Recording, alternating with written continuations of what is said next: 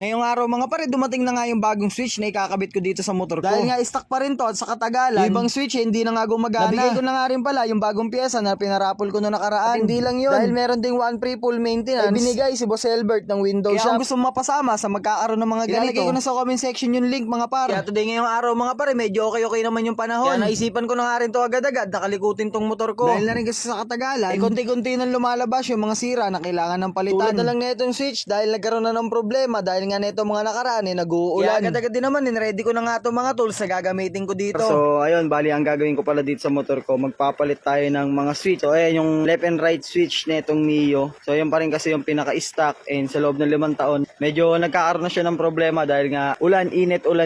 Kakaroon siyang problema na minsan parang hindi na siya gumagana. So kailangan pang tadtarin ng pindot bago gumana. So nakabili din naman ako sa online. Same stock din naman yung pinaka-itsura niya, pero ibang brand. So subukan natin, titingnan ko din kung plug and play lang siya para ma-testing na natin. Hindi pa nga ganun nag-uumpisa, inabot na nga ng malakas na ulan. Kaya ang ginawa ko, yung pagbabaklas, agad-agad ko na rin naman na sinimulan. Yun, baklas na yung pinaka-cover natin ng headlight. So balikan niya lang itsura niyan. Kaya medyo mabilisan natin siya natanggal. Yung tornilyuhan niyan, isa na lang yun nandito. So yung kabila kasi napunit na yan, gawa nga nung nagpalit tayo nito, natabas ko din. Dito sa ibabaw, yung mga ngipin, hindi naman na ganun kumakapit. Kaya ang ginawa ko, zip tie yung ginamit natin dito. Unlock. So ayan, may butas yan dito sa ibabaw. Ayan, basta yung butas na yan. Yan. Yung hose naman, nakinabit ko dito yung brake master. Ganito naman yung itsura, nakaipit. Pero goods pa rin naman dahil hindi pa naman siya nagkaroon ng problema. Forward lang ng konti dahil dito tinatanggal ko na nga isa-isa yung mga nakadugtong galing dun sa switch. Dito lang din ako medyo nahirapan sa pinaka-choke na itong motor.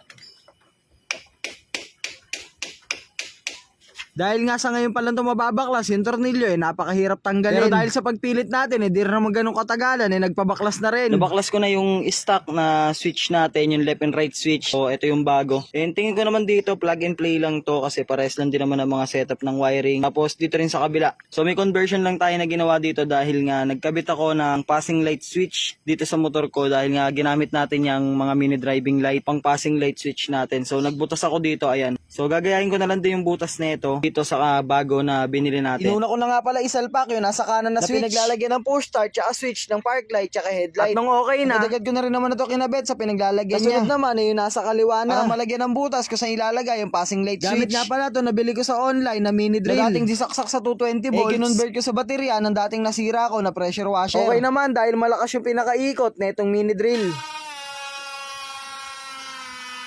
Tansya-tansya lang para maganda pa rin tignan. Kaya nung okay na ganito na nga yung kinalabasan. Kaya agad-agad din naman kinabit ko na nga to para matesting na agad. Kaya nung okay na kakabit ko na to sa paglalagyan. So, plug and play lang yung mga ganitong klase ng switch na nabibili sa online. So wala namang ibang conversion, wala namang ibang ginawa. Tataypan na lang natin yan para all goods na. Di rin naman katagalan mga pare, naisalpa ko na nga to dito sa pinakapagpepwesto. Ngayon ko lang din napansin na meron pala siya mga konting pagkakaiba. Dahil yung stock na original medyo may kalaparan. Kitang-kita naman kung ano yung pinaka-differential nila. Pero bago ko i-testing, after natin ikabit yung mga switch, babalik ko na muna sa 14 inches itong 17 na mags na nakakabit dito sa motor ko. Meron din kasi ako pupuntahan na importanteng mabilisan. Kaya from 17 inches na mags ganito na yung kinalabasan. Comment po din dito par kung ano yung trip mo na pyesa na kailangan mo ng palitan. Dahil baka sa susunod ikaw na may magkaroon ng chance na mabigyan. Kaya kung gusto mo na ikaw yung mapili na mabibigyan ng bagong pyesa, click yung link, mag-download at mag-register. Bago ka lang dito i-click mo lang yung register. Click mo lang yung cellphone number mo, maglagay na sariling password at i-send para ma-receive yung verification code. At kapag okay na rin naman, i-click mo na lang yung confirm. Dahil nakagawa na nga tayo na account, ipipindutin na lang tong login. Kung din naman sa'yo dito napakadaming laro. Pwede mo pagpilian. Kaya gusto ko nga ng easy money, palagi ko nilalaro dito itong fortune game. Pindutin mo lang yung plus sign na nasa ibaba. Mamimili kung magkano yung gusto mo i-bet kada spin. Dahil naglilibang lang din naman ako dito, ang pinindot ko yung 5 pesos. Sinetap ko na rin siya na naka-auto spin. Kaya ang gagawin mo panonoorin mo na lang. Habang pakunti-kunti, hindi mo na mamalayan na nanalo ka na pala. Kaya kung gusto mo din manalo habang naglilibang, comment section lang din naman yung link kung saan mo i-download to. Bukod doon may chance ka pang manalo o mapili sa mabibigyan ko ng bagong pyesa. Napakadali lang din naman dito mag-cash in. Pindutin mo lang yung plus sign na wallet shop na nasa baba. Makikita mo din naman yung amount kung magkano yung pwedeng i-cash in. Kung nanalo ka na, napakadali lang naman dito mag-cash out. Pipindutin mo lang yung withdraw na nasa ibaba. Mamimili kung saan mo gusto i-cash out yung pera mo. Pwede sa GCash o kahit sa Maya. Lalagay mo na lang din naman yung amount na gusto mong i-cash out. Pipindutin mo na lang yung withdrawal na nasa ibaba at okay na. Ano lang naman kadali mga par. Mag-download, mag-register, manalo habang naglilibang.